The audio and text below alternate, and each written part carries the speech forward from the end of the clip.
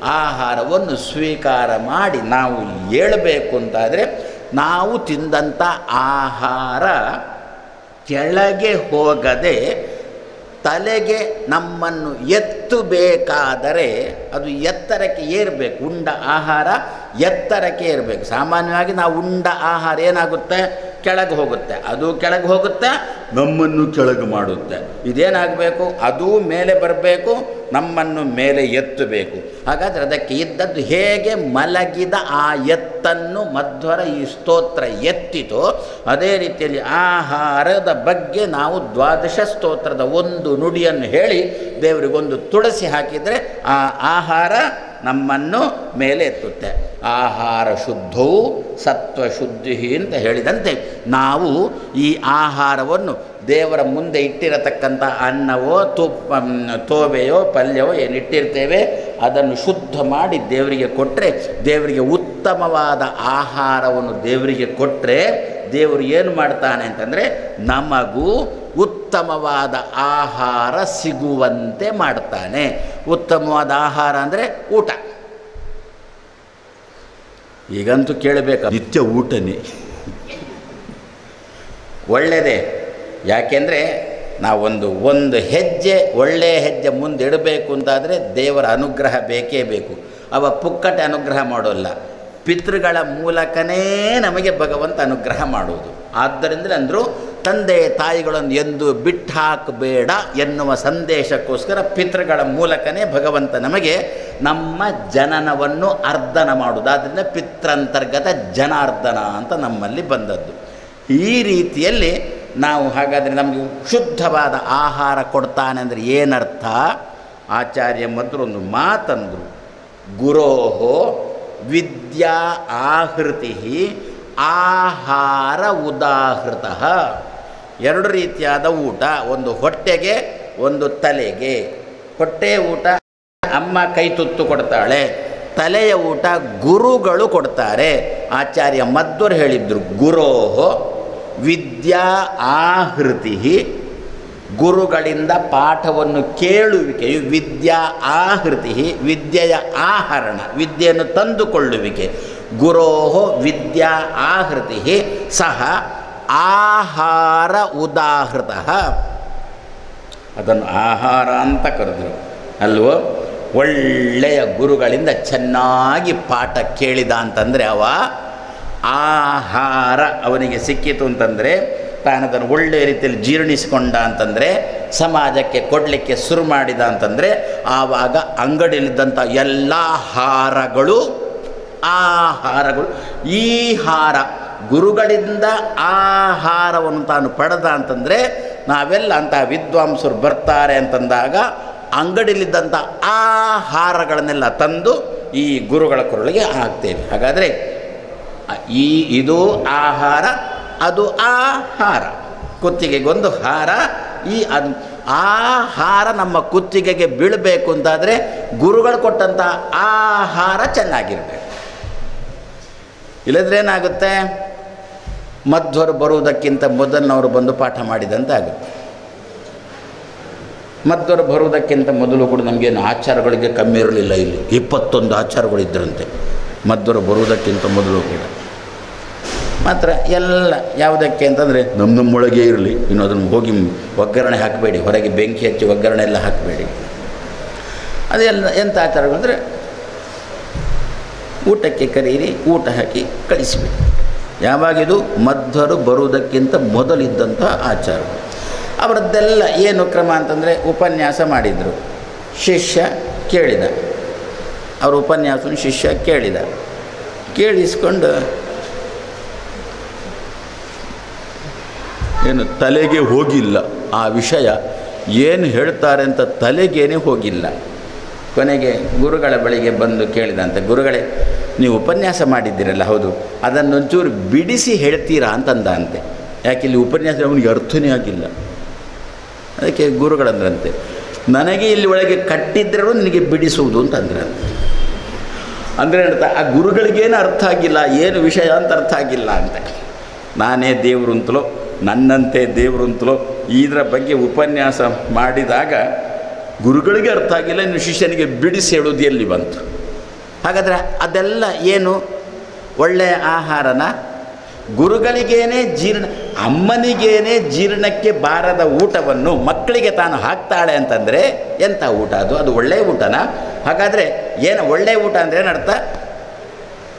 ಬಡಿಸತಕ್ಕಂಥ ವ್ಯಕ್ತಿಗೆ ಅದು ಜೀರ್ಣಕ್ಕೆ ಬರಬೇಕು, ಆವಾಗ ಬಡಿಸಬೇಕು, ಆಮೇಲೆ ಅವನಿಗೆ ಜೀರ್ಣಕ್ಕೆ ಬರಬೇಕಲ್ವೋ? ಅದೇ ರೀತಿಯಲ್ಲಿ ನಿಮಗೆ ತಲೆಗೆ ಊಟ ಹಾಕಬೇಕು ಅಂತಾದರೆ ಮೊದಲು ಊಟ ಹಾಕುವವನಿಗೆ ಅದು ತಲೆಗೆ ಜೀರ್ಣಕ್ಕೆ ಬಂದಿರಬೇಕು. ಅಂಥ ಊಟ ಹಾಕಿದಾಗ ಮಾತ್ರ ಒಳ್ಳೆಯ ಆಹಾರ ಅಂತಾಗುತ್ತಲ್ಲ. ನಾವು ದೇವರಿಗೆ ದೈನಂದಿನ ಆಹಾರ ಊಟ ಕೊಡುವಾಗ ಒಳ್ಳೆಯ ಊಟ ಕೊಡೋಣ. ನಮ್ಮಲ್ಲಿ ಏನು ಕ್ರಮ ಇರುತ್ತೆ ಗೊತ್ತಾ? ದೇವರ ಪೂಜೆ ಕೂತಿದ್ದಾನೆ, ಧೂಪ ಆಯಿತು, ಅವಳದಿನ್ನು ಅಡುಗೆನೇ ಆಗಿಲ್ಲ, ಅನ್ನನೇ ಬೆಂದಿಲ್ಲ, ಬೇಯ್ತಾ ಉಂಟಷ್ಟೇ. ಜೋರಾಯಿತು ಗಂಟಾಮಣಿ, ಸಿಟ್ಟು ಬರ್ತಾ ಉಂಟು, ಇನ್ನೂ ಬರ್ತಾಯಿತ್ತು. ಅಡಿಗೆ ಅಂತಂದ. ಅವಳಂದಳು ಇನ್ನೂ ಬೆಂದಿಲ್ಲ ಅಂದಳು. ಏನಂದ ಗೊತ್ತಾ ಇವ? ಸಾಕು ನಮಗೆ ಊಟಕ್ಕೆ ಬೇರೆ ಕಡೆಗೆ ಹೋಗ್ಲಿಕ್ಕೆ ಉಂಟು, ಸಾಕು ಅಂತಂದ. ಈ ರೀತಿಯಲ್ಲಿ ನಾವು ದೇವರಿಗೆ ಕೊಡುವಾಗ ಅರ್ಧ ಬೆಂದದ್ದು ಕೊಟ್ಟರೆ ನಾಳೆ ದಿವಸ ದೇವರು ನಮ್ಮ ತಲೆಗೆ ಊಟ ಕೊಡುವಾಗ ಅರ್ಧಂಬರ್ಧ ಬೆಂದದ್ದೇ ಕೊಡ್ತಾನೆ. ಹಾಗಾದರೆ ನಮಗೆ ತಲೆಗೆ ಒಳ್ಳೆಯ ಊಟ ಸಿಗಬೇಕಾ?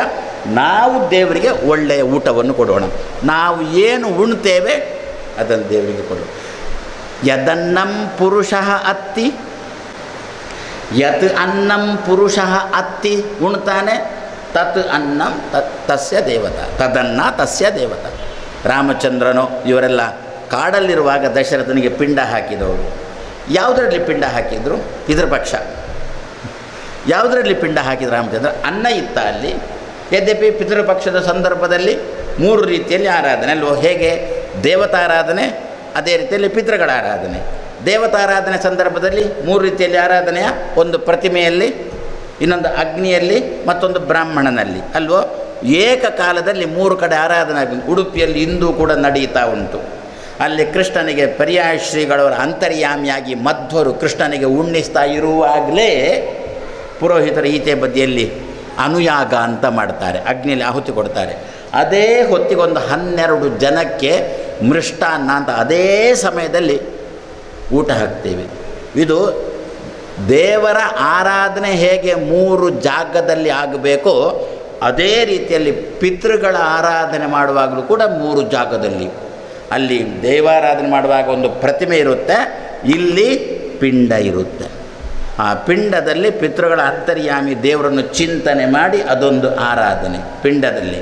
ಆಮೇಲೆ ಅಲ್ಲೇ ಒಂದು ಪುಟ್ಟ ಹೋಮ ಉಂಟ, ಅಗ್ನಿಯಲ್ಲಿ ಆರಾಧನೆ, ಆಮೇಲೆ ಬ್ರಾಹ್ಮಣ ಭೋಜನ ಅಂತ ಉಂಟೇ ಉಂಟು. ಹೀಗೆ 3 ರೀತಿಯಲ್ಲಿ ಆರಾಧನೆ ಅನ್ನತಕ್ಕಂಥದ್ದು ನಡೀಬೇಕಲ್ಲ, ಸರಿಯಾಗಿ ನಡೀಬೇಕಲ್ಲ. ಹಾಗಾದರೆ ನಮಗೀಗ ಊಟ ಚೆನ್ನಾಗಿ ಆಗಬೇಕು, ತಲೆಗೆ ಹಾಕತಕ್ಕಂಥ ಊಟ ಚೆನ್ನಾಗಿ ಆಗಬೇಕು, ಹೌದಾ? ಹಾಗಾದರೆ ದೇವರಿಗೆ ಕೊಡತಕ್ಕದ್ದು ಏನು ಉಣ್ತಿ ನೀನು? ರಾಮಚಂದ್ರ ಫಲದಲ್ಲಿ ಪಿಂಡ ಹಾಕಿದ ಅಂತೆ. ಕೇಳಿದರು, ಅನ್ನ ಇಲ್ಲಲ್ಲ ರಾಮಚಂದ್ರ, ಫಲದಲ್ಲಿ ಪಿಂಡ ಹಾಕ್ತಿಯಲ್ವ ಅಂತ ದೇವರಿಗೆ, ನೀನು ಪಿತೃಗಳಿಗೆ, ಪಿತೃಂತರ್ಗತ ಜನಾರ್ದನನಿಗೆ ಫಲದಲ್ಲಿ ಪಿಂಡ ಹಾಕ್ತಿಯಲ್ವ ಅಂತ ರಾಮಚಂದ್ರ ಅಂದ ಅಂತೆ. ಏನು ಅಂತ? ನಾನು ಇದನ್ನೇ ಉಣ್ಣುವುದು, ನನ್ನ ದೇವರಿಗೂ ಇದೆ ಅಂದ. ಯತ್ ಅನ್ನಂ ಪುರುಷಃ ಅತ್ತಿ, ಯಾವ ಅನ್ನವನ್ನು ಪುರುಷ ವ್ಯಕ್ತಿಯು ಅತ್ತಿ ಉಣ್ತಾನೋ ತಸ್ಯ ದೇವತಾ ತದನ್ನ, ಅವನ ದೇವರು ಅದನ್ನು ಉಣ್ತಾರೆ ಅಂತ ನಿಯಮ. ಆದ್ದರಿಂದ ನಮಗೆ ಯಾವುದು ಆಹಾರ, ನಮಗೆ ಎಷ್ಟು ಬೇಯಬೇಕು ಅಷ್ಟೇ ಬೇಯಿಸಿದೆ. ನಮಗೆ ಸಕ್ಕರೆ ಉಂಟಾ? ಡಬ್ಬಿಯಲ್ಲಿ ಕೇಳಿದ್ದಲ್ಲ, ರಕ್ತದಲ್ಲಿ. ಡಬ್ಬಿಯಲ್ಲಿ ಉಂಟಲ್ಲ ಎಲ್ರಿಗೂ. ಈಗ ಪ್ರಾಯಶಃ ಡಬ್ಬಿಯಲ್ಲಿ ಉಂಟು ಎಲ್ಲವೋ ಗೊತ್ತಿಲ್ಲ, ಹುಟ್ಟಿದ ಮಗುವಿಗೆ ರಕ್ತದಲ್ಲಿ ಸಕ್ಕರೆ ಇರುತ್ತೆ. ಮಾತಿನಲ್ಲಿ ಸಕ್ಕರೆ ಇಲ್ಲ, ಡಬ್ಬಿಯಲ್ಲಿರುವುದು ಇಲ್ಲ, ರಕ್ತದಲ್ಲಿರುವುದು. ಮಾತು ಮೆಣಸಿನಕಾಯಿ, ಖಾರ ಖಾರ ಖಾರ ಖಾರ ಮಾತುಗಳು ಪ್ರತಿಯೊಬ್ಬರದ್ದು ಕೂಡ. ಮಾತಿನಲ್ಲಿ ಸಿಹಿ ಇಲ್ಲ, ರಕ್ತದಲ್ಲಿ ಸಿಹಿ ಉಂಟು. ನನಗೆ ರಕ್ತದಲ್ಲಿ ಸಿಹಿ ನನಗಿಲ್ಲ, ಗ್ರಹಚಾರ. ಇನ್ನು ನಾನು ಹೇಳಿದಂತೆ ಎಣಿಸಬೇಡಿ, ಹಾಗೆ ದೇವರು ಅದನ್ನು ಕೊಟ್ಟಿಲ್ಲ. ಆದ್ದರಿಂದ ನಿಮ್ಮ ಭಾಷೆಯಲ್ಲಿ ಮಾತಾಡ್ತೇನೆ, ಸಖತ್ತು ಸ್ವೀಟ್ ತಿಂತೇನೆ ನಾನು. ಹಾಗೆ ಪ್ರಾರ್ಥನೆ ಮಾಡಿ ದೇವರಲ್ಲಿ, ಸುಮ್ಮನೆ. ಹಾಗಾದರೆ ನಮ್ಮ ಸಕ್ಕರೆ ಉಳ್ಳವರು ಅವರು ಹಾಲು ಕುಡಿತಾರೆ, ಹಾಲಿಗೆ ಸಕ್ಕರೆ ಹಾಕುವಲ್ಲ, ದೇವರಿಗೆ ನೈವೇದ್ಯ ಮಾಡು. ಯಾರೋ ಕೇಳಿದರು, ಮಹಾರಾಯ ದೇವರಂದ, ನನಗೆ ಸಕ್ಕರೆ ಕಾಯಿಲೆ ಇಲ್ವೋ, ಮತ್ತು ಯಾಕೆ ಸಕ್ಕರೆ ಹಾಕಿಲ್ಲ ಅಂತ ನಾನು ಇದನ್ನೇ ಉಣ್ಣೋದು, ನೀನು ಇದನ್ನೇ ತಿನ್ನಬೇಕು ಅಂತಂದ. ಯದನ್ನಂ ಪುರುಷಾದ್ಯ ಅಂದರೆ ಏನರ್ಥ ಅಂತಂದರೆ ದೇವರು ಅದೇ ಬೇಕು ಇದೇ ಬೇಕು ಅಂತ ಕೇಳುವುದಿಲ್ಲ, ಕೊಡುವುದನ್ನು ಸರಿಯಾಗಿ ಕೊಡು. ನೀನು ಹೇಗಿದ್ದರೆ ನೀನು ತಿಂತಿ, ನನಗೂ ಹಾಗೆ ಕೊಡು, ನನ್ನನ್ನು ಕೊಡು. ನಿನ್ನ ಯಥಾಕಾಲಂ ಮನುಷ್ಯಾದ್ಯೈಹಿ, ನಾವೊಬ್ಬ ವ್ಯಕ್ತಿಗೆ ಯಾವ ರೀತಿ ಉಪಾಸನೆ ಮಾಡ್ತೇವೆ ಅದೇ ರೀತಿ ದೇವರನ್ನು ನಮ್ಮವ ಅಂತ ಉಪಾಸನೆ ಮಾಡು. ನನ್ನ ಗುರುಗಳಿದ್ದರು ವಿಭುದೇಶ ತೀರ್ಥರು ಅಂತ, ಅವರ ಕ್ರಮ ಹಾಗೆ.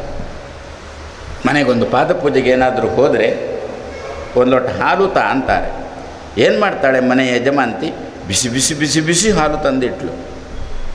ನನ್ನ ಗುರುಗಳಂದರು ಮೊದಲು ನೀನು ಕುಡಿ ಅಂತಂದು, ಬಿಸಿ ಉಂಟು ಅಂತಂದಳು. ನನ್ನ ದೇವರಿಗೂ ಬಿಸಿ ಆಗುತ್ತೆ ಅಂತಂದು. ಆದರೆ ನಾವು ಕುಡಿಬೇಕಾದ್ರೆ ಎಷ್ಟು ಬಿಸಿ ಬೇಕೋ ಅಷ್ಟೇ ಬಿಸಿ ಹಾಲನ್ನು ದೇವರಿಗೆ ಇಡೋಣ. ಈಗ ಆದದ್ದೇನು ಗೊತ್ತಾ, ನಾವು ತುಂಬ ನಿಮ್ಮ ಧಾಟಿ ಓವರ್ ಬಿಸಿ ಹಾಲನ್ನು ತಂದಿಟ್ಟದ್ದಕ್ಕೆ ಪ್ರತಿಯೊಬ್ಬರಿಗೂ ತಲೆ ಬಿಸಿ. ಯಾರ ತಲೆ ನಿಜವಾಗಿ ಏನಾಗಬೇಕು ಗೊತ್ತಾ,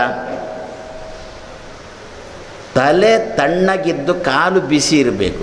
ನಮ್ಮದು ಉಲ್ಟಾಗಿದೆ, ತಲೆ ಬಿಸಿಯಾಗಿದೆ, ಕಾಲು ತಣ್ಣಗಾಗ್ತಾ ಬಂದಿದೆ. ಕಾಲು ತಣ್ಣಗಾಗ್ತಾ ಬಂದಿದೆ ಅಂದರೆ ಅರ್ಥ ಆಯ್ತಾ? ಆದ್ದರಿಂದ ಒಬ್ಬ ವ್ಯಕ್ತಿ ಸಾಯ್ತಾನೆ ಅಂತಂದಾಗ ಮೊದಲು ಕಾಲಿನಡಿ ತಿಕ್ಕುವುದು, ಯಾಕೆ ಬಿಸಿ ಮಾಡುವುದು ಅಂತ ಅರ್ಥ. ನಮಗೂ ಹಾಗೆ ಆಗಲಿ, ತಲೆ ತಣ್ಣಗಾಗಲಿ, ಕಾಲು ಬಿಸಿಯಾಗಿಯೇ ಇರಲಿ. ಹೌದಾ? ಹಾಗಾದರೆ ದೇವರಿಗೆ ನೀನು ಎಷ್ಟು ಬಿಸಿ ಇದ್ದನ್ನು ಸ್ವೀಕಾರ ಮಾಡ್ತೀವೋ ದೇವರಿಗೆ ಅಷ್ಟೇ ಕೊಡು. ಆದರೆ ನಮಗೀಗ ನಮ್ಮ ಗುರುಗಳಿಂದ ಒಳ್ಳೆಯ ಆಹಾರ ಬೇಕಲ್ಲ, ಒಳ್ಳೆಯ ಗುರುಗಳು ಸಿಗಬೇಕಲ್ಲ, ತಾನು ತಿಳಿದದ್ದನ್ನು ತಿಳಿಯಾಗಿ ತಿಳಿಯುವಂತೆ ತಿಳಿಸತಕ್ಕಂಥ ಗುರುಗಳು ಬೇಕಲ್ಲ, ನಮಗೆ ಜೀರ್ಣಕ್ಕೆ ಬರುವಂತೆ ಹೇಳತಕ್ಕಂಥ ಗುರುಗಳು ಬೇಕಲ್ಲ. ಹೌದಾ? ಹಾಗಾದರೆ ದೇವರಿಗೆ ಕೊಡುವಾಗ ಒಳ್ಳೆಯ ಆಹಾರ ಕೊಡು. ನಿನಗೆ ದೇವರು ಒಳ್ಳೆಯ ಅಧ್ಯಾಪಕನನ್ನು ಒದಗಿಸಿಕೊಟ್ಟು ನಿನಗೆ ಒಳ್ಳೆಯ ಆಹಾರ, ತಲೆಗೆ ಒಳ್ಳೆಯ ಆಹಾರ ಸಿಗುವಂತೆ ಮಾಡ್ತಾನೆ. ಆ ನಿಟ್ಟಿನಲ್ಲಿ ಆಚಾರ್ಯ ಮಧ್ವರು ನಮಗೆ ಕೊಟ್ಟದ್ದು ದ್ವಾದಶ ಸ್ತೋತ್ರ. ಪ್ರತಿ ದಿವಸ ನೈವೇದ್ಯ ಮಾಡಿ ದೇವರ ಮುಂದೆ ಇಟ್ಟು, ಬೆಲ್ಲ ನೀರೇ ಆಗಲಿ, ಅನ್ನ ಇನ್ನೂ ಆಗಿಲ್ಲ ಬೇಡ, ಬೆಲ್ಲ ನೀರಂತೂ ಪ್ರತಿ ದಿವಸ, ನೀರಿನ ಸ್ಥಾನದಲ್ಲಿ ಕರ್ಮ. ತಸ್ಮಿನ್ನಪಃ ಮಾತರಿಶ್ವಾ ದಧಾತಿ ಅಂತ ಒಂದು ಮಾತು, ವೇದದ ಮಾತು. ನಮ್ಮ ಕರ್ಮಗಳನ್ನು ವಾಯುದೇವರು ದೇವರಿಗೆ ಅರ್ಪಿಸ್ತಾನೆ ಅಂತ ಕರ್ಮಗಳನ್ನು ನೀರಿನ ಸ್ಥಾನದಲ್ಲಿಟ್ಟರು. ಪ್ರತಿ ದಿವಸ ದೇವರಿಗೆ ಒಂದಿಷ್ಟು ನೀರು, ಒಂದು ತುಂಡು ಬೆಲ್ಲ, ಆ ನೀರನ್ನಿಡೋಣ. ಕರ್ಮದ ಸ್ಥಾನದಲ್ಲಿ ನೀರನ್ನಿಡೋಣ. ಅಲ್ಲ, ಕರ್ಮ ಕಹಿ ಇದ್ದರೆ ಅದಕ್ಕೆ ಬೆಲ್ಲ ಇಟ್ಟದ್ದಲ್ವಾ? ಆ ಕರ್ಮವನ್ನು ಸಿಹಿಯನ್ನಾಗಿ ತೆಕೋ ಅಂತ ಹೇಳಿಕೊಂಡು ಅದಕ್ಕೆ ಒಂದು ತುಂಡು ಬೆಲ್ಲ ಇಟ್ಟದ್ದು. ಹೀಗೆ ಕರ್ಮ ಮತ್ತು ಬೆಲ್ಲ, ನೀರು ಮತ್ತು ಬೆಲ್ಲ, ಇದನ್ನು ಒಂದು ತುಳಸಿ ಹಾಕಿ ದೇವರೇ ಸ್ವೀಕಾರ ಮಾಡು ನಾವು ದೇವರಿಗೆ ಒಪ್ಪಿಸಿದರೆ ದೇವರು ನಮಗೆ ಒಳ್ಳೆಯ ಆಹಾರವನ್ನು, ತಲೆಗೆ ಒಳ್ಳೆಯ ಆಹಾರವನ್ನು ಒದಗಿಸಿಕೊಡ್ತಾನೆ. ಅದಕ್ಕೋಸ್ಕರ ಮಧ್ವರು ಕೊಟ್ಟಿರತಕ್ಕಂಥ ದ್ವಾದಶ ಸ್ತೋತ್ರದ ಬಗ್ಗೆ ನಾಳೆಯಿಂದ 4 ದಿವಸ ನೋಡೋಣ ಅಂಥೇಳಿ ಇವತ್ತಿನ ಮಾತನ್ನು ಕೃಷ್ಣಾರ್ಪಣಂ ಅಸ್ತು.